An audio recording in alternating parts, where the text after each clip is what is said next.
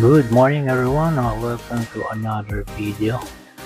For today's video, we'll be installing the TOWA A2240D public address BGM system.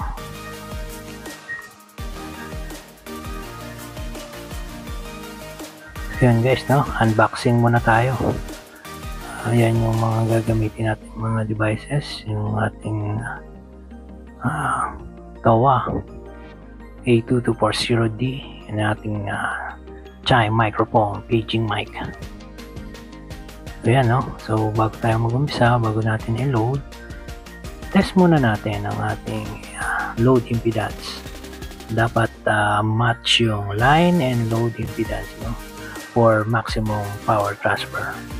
At syempre, para hindi masira ang ating mga devices.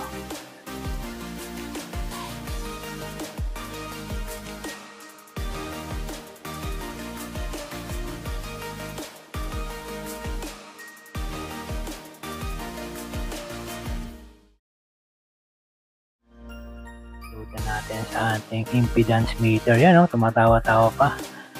Pag walang video yan, ang pangit ng mga price ng mga gamit ng mga yan. Pero since naka-video tayo, yung medyo maayos.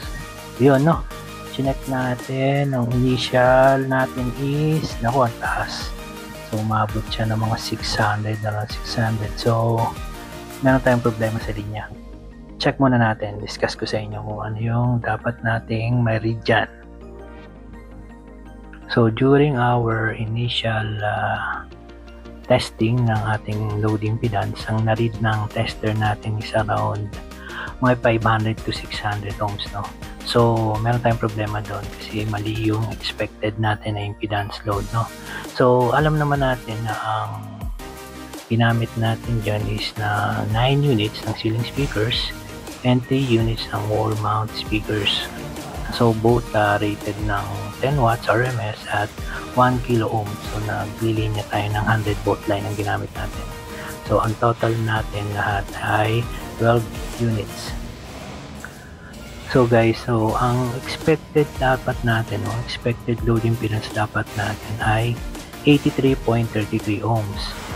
Paano natin nakuha yan? So, gamit lang tayo ng Ohm's law, para makuha natin yung impedance, Nag-derive tayo dito sa power formula na V squared over the impedance, Rearrange lang natin yung equation mo dyan para makuha mo yung impedance, which is 100 squared over 120 watts. So, paano natin nakuha yung 120 watts? Since 12 units yan, times 10 watts, 120 watts. So, ang lumalabas, makukuha natin na impedance load is 83.33 ohms. So, yun guys, since may problema tayo, nag-check muna si Foreman Robert natin ng line. So, may mga iba pa lang mga line na hindi pa natatap. So, yun, nag-test tayo ulit. Yan, sumakto na siya ng 80 to 90 ohms. So, since 80 to 90 ohms na siya, so, pasok na siya sa ating projected impedance, load impedance. So, terminate na natin yung mga terminals, then testing.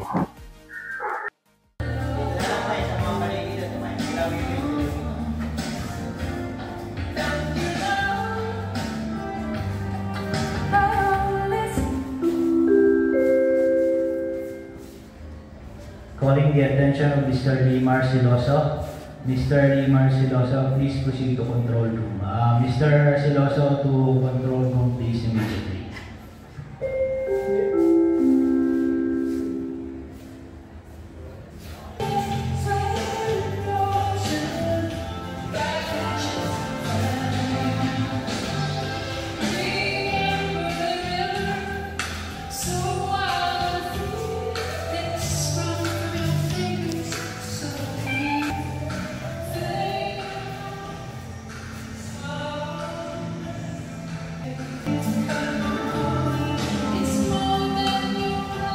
Thank you for watching.